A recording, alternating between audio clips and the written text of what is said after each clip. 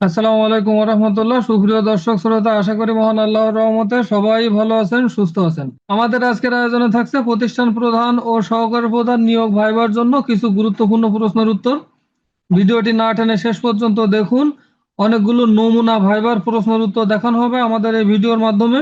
ইনশাআল্লাহ এখান থেকে কমন পাবেন। যারা এখনো চ্যানেলটি সাবস্ক্রাইব করেননি তারা দ্রুত চ্যানেলটি সাবস্ক্রাইব করে আমাদের সাথে থাকুন। সবগুলো ভিডিও দেখতে চাইলে এই চ্যানেলে প্রতিষ্ঠান প্রধান ও সহকারী প্রধান নিয়োগ প্রস্তুতি নামক প্লেলিস্টটি ভিজিট করুন। চলুন আজকের ভিডিও শুরু করে ফেলি।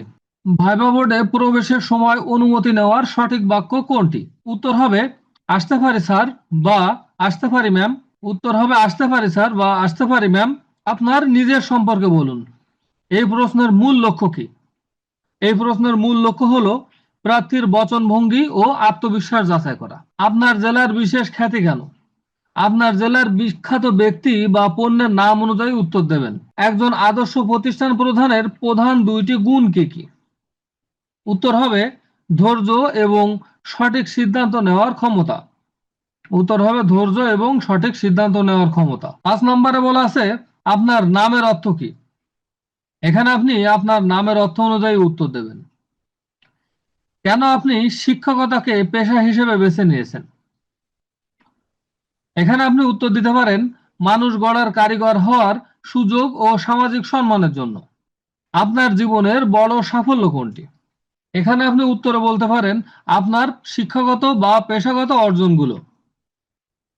নেতৃত্ব বলতে আপনি কি বোঝেন?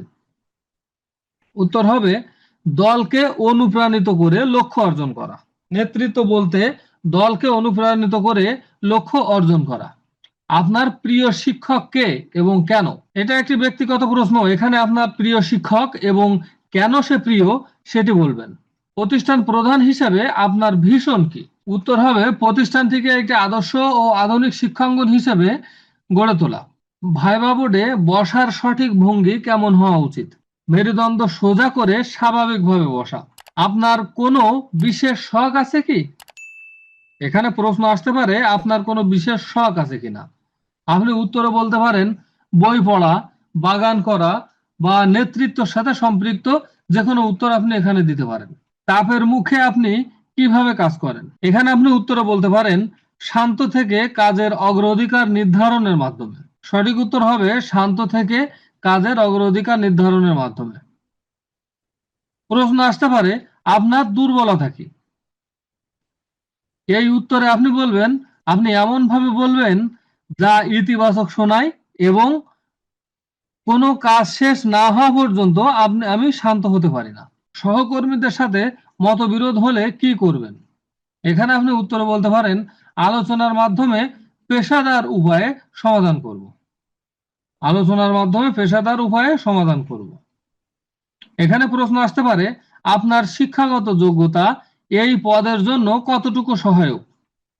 এখানে আপনি উত্তরে বলবেন অর্জিত তাত্ত্বিক জ্ঞান বাস্তব ব্যবস্থাপনা প্রয়োগের মাধ্যমে। উত্তরে বলবেন অর্জিত তাত্ত্বিক জ্ঞান বাস্তব ব্যবস্থাপনার প্রয়োগের মাধ্যমে।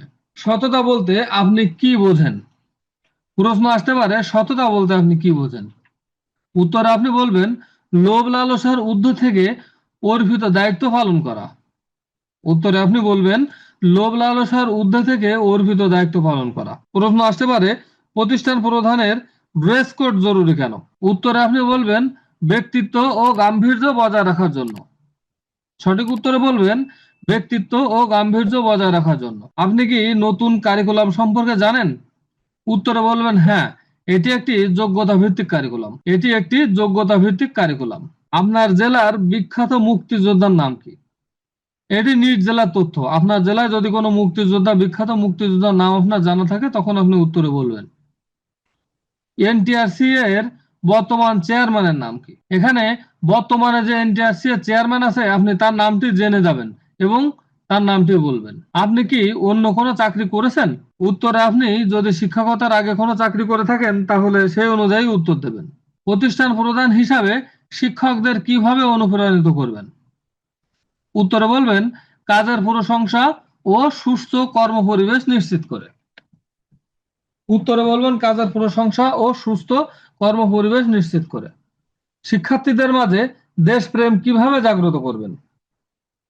উত্তরে বলবেন জাতীয় দিবস উদযাপন ও মুক্তিযুদ্ধের গল্প শোনানোর মাধ্যমে।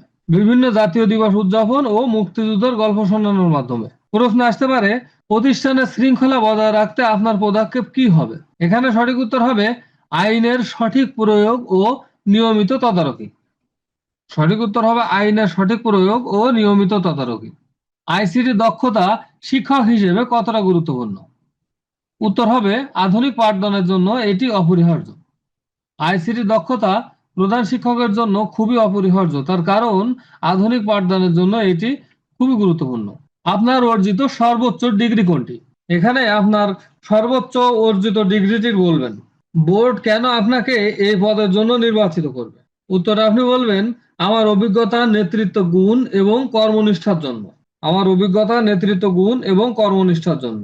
শিক্ষা প্রতিষ্ঠানের রাজনীতির প্রভাব সম্পর্কে আপনার মতামত কি?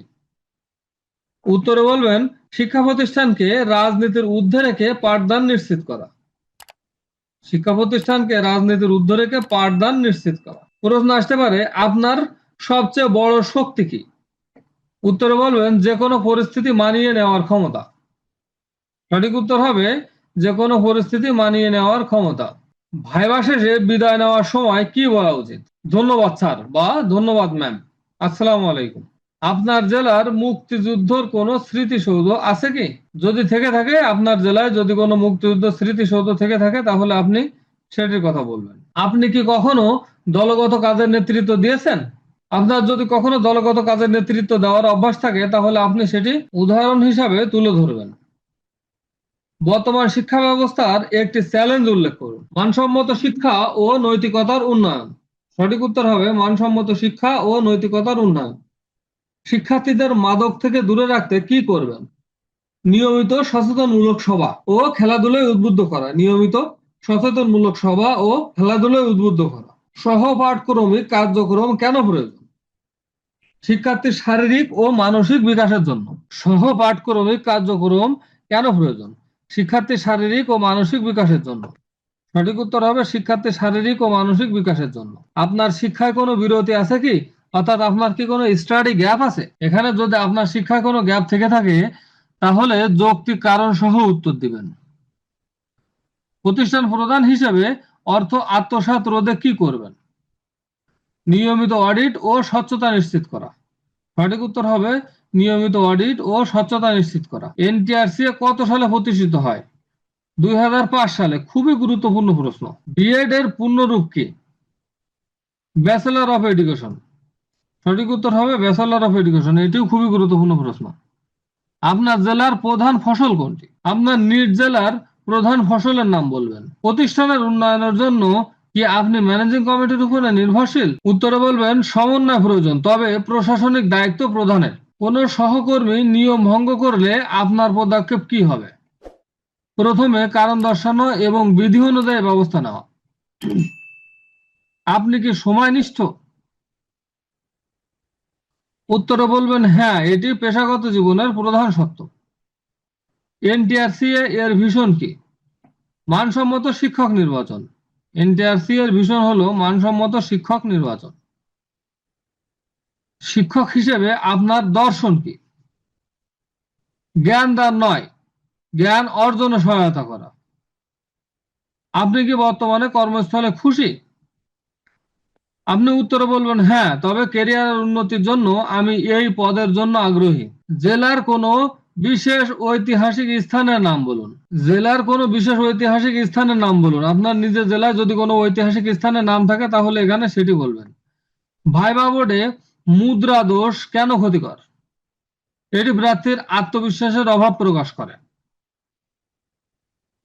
প্রতিষ্ঠান প্রধান কি ক্লাসে পাঠদান করবেন? অবশ্যই, এটি একটি বড় দায়িত্ব। প্রতিষ্ঠান প্রধানও ক্লাসে পাঠদান করবেন। ভিডিওটি শেষ পর্যন্ত দেখার জন্য আপনাকে অসংখ্য ধন্যবাদ। এই সিরিজের সবগুলো ভিডিও দেখতে চাইলে এই চ্যানেলে প্রতিষ্ঠান প্রধান ও সহকারী প্রধান নিয়োগ প্রস্তুতি নামক প্লেলিস্টটি ভিজিট করুন। আজকের মতো বিদায় নিচ্ছি। আসসালামু আলাইকুম ওয়া রাহমাতুল্লাহি ওয়া বারাকাতুহু।